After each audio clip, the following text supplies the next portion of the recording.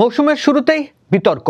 বার্সেলোনার পক্ষে গিয়েছে সিদ্ধান্ত। দোষটা কার? রেফারির নাকি Barcelona under the table deal করেছে? খেলা ৭১-এর বিশেষ আয়োজন বিয়ন্ড 90-তে আপনাদের সবাইকে স্বাগত জানাচ্ছি আমি রাকিব হোসেন রুম্মান। শুরু হয়ে গেছে ইউরোপিয়ান ফুটবলের নতুন মৌসুম এবং নতুন মৌসুমের শুরুতেই স্প্যানিশ ফুটবলকে ঘিরে ধরেছে বিতর্ক। সেই পুরনো বিতর্ক রেফারিং নিয়ে।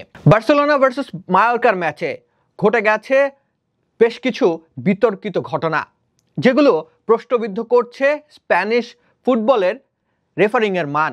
দুটো হাইলাইটেড ঘটনা বলা প্রয়োজন। প্রথমত ফেরান তোরেসের সেই গোলটা, সেই গোলের আগে ঘটেছিল কি এবং কেনই বা রেফারি সেখানে খেলা কল্ড অফ করেননি।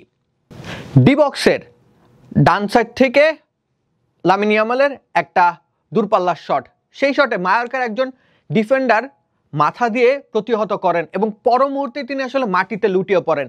এসব ক্ষেত্রে যেখানে আসলে কনকাশনের সম্ভাবনা থাকে সেখানে রেফারিকে বলা হয় দ্রুততার সাথে বাঁশি বাজাতে।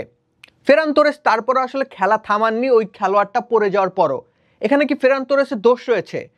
অনেকে চাইলেই হয়তো স্পোর্টসম্যানশিপের বাতেলা দিতে পারেন, কিন্তু স্পোর্টসম্যানশিপের প্রথম শর্তই হচ্ছে নিজের টিমকে জেতানোর জন্য নিজেকে নিংড়ে দেওয়া। সে কাজটাই হয়তো ফেরান তোরেস করেছেন। ফেরান তোরেস বাঁশির শব্দ না শোনা পর্যন্ত থামতে চাননি। তিনিও হয়তো মনে করেছেন যে ওই ইনজুরিটা কিংবা মাথায় যে বল লেগেছে তা গুরুতর নয়। যেহেতু রেফারি মনে করেনি, যেহেতু রেফারি বাঁশি বাজাননি, তাই ফেরান তোরেস খেলাটা কন্টিনিউ করেছেন এবং শেষ অবধি গোলও করেছেন। এক্ষেত্রে ফেরান তোরেসের কোনোই দোষ নেই। এখন প্রশ্নটা হচ্ছে, রেফারি কি বাঁশি বাজাতে পারতেন কিংবা তার কি বাজানো উচিত ছিল? উত্তরটা হচ্ছে তার উচিত ছিল এবং সেটাই বাইলজে রয়েছে। এ ধরনের মাথার আঘাতের ক্ষেত্রে রেফারিকে দ্রুততার সাথে বাঁশি বাজানোর নির্দেশ দেওয়া রয়েছে নিয়মে। সুতরাং রেফারি সেই জায়গায় ভুল কল করেছেন, বিতর্কিত কল করেছেন। তিনি চাইলেই মুহূর্তের মধ্যে বাঁশিটা বাজিয়ে দিতে পারতেন, কিন্তু তিনি খেলাটাকে কন্টিনিউ করেছেন। সেই মুহূর্তে তার মনে হয়নি যে মাথায় লাগা বলটি খুব একটা গুরুতর ইনজুরিতে ফেলতে পারে মায়োর্কার সেই ডিফেন্ডারকে। এরপর চলে আসি দ্বিতীয় ঘটনায়। রাফিনহা, বার্সেলোনার অ্যাটাকার, তিনি পেছন থেকে একটা ফাউল করে বসেন, যে কারণে তাকে ইয়েলো কার্ড শো করা হয়।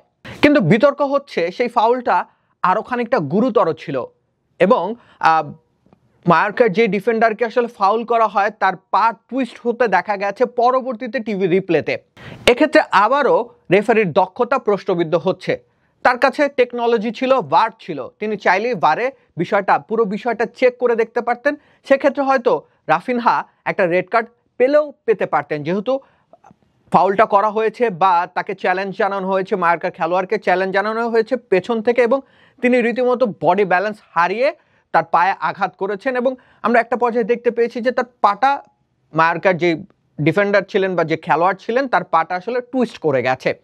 এসব ক্ষেত্রে পেছন থেকে ফাউল করার কারণে রেড কার্ড হলেও হতে পারত, কিন্তু রেফারি সেটা দেননি। এই দুটো ঘটনাই হাইলাইটেড হয়েছে। এই দুটো ঘটনার সিদ্ধান্ত বার্সেলোনার পক্ষে যাওয়ায় অনেকে শোরগোল তুলেছেন। বার্সেলোনা হয়তো রেফারিকে নিজেদের পক্ষে নিয়ে আসার অসৎ উপায় অবলম্বন করেছে। তবে সেটা আসলে রাইভাল ফ্যানরা বলছেন সেটা হয়তো সত্য নয়, তবে তদন্ত সাপেক্ষ।